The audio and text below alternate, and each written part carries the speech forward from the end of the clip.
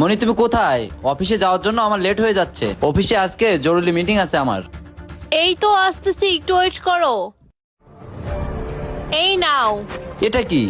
আরে এটা তোমার লাঞ্চ বক্স। প্রতিদিন দুপুরেই তুমি খাবার খেতে চলে আসো বাসায় অনেক কষ্ট করে। তোমাকে আর কষ্ট করতে হবে না, আমি টিফিনে করে তোমার জন্য গরম গরম খাবার রান্না করে দিছি। তুমি লাঞ্চের সময় এই খাবারটা খেয়ে নাও, তোমাকে কষ্ট করে আর বাসায় আসতে হবে না।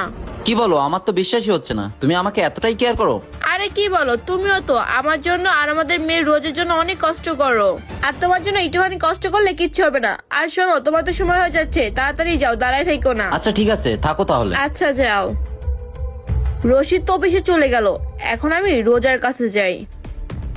রোজা, আম্মু এই নাও ফোন, এটা বারান্দায় নিয়ে যেয়ে কার্টুন দেখো। আম্মু জরুরি কাজ আছে, আম্মু যতক্ষণ না ডাকবো ততক্ষণ তুমি আসবে না, ঠিক আছে মা? ঠিক আছে মা। আচ্ছা যাও।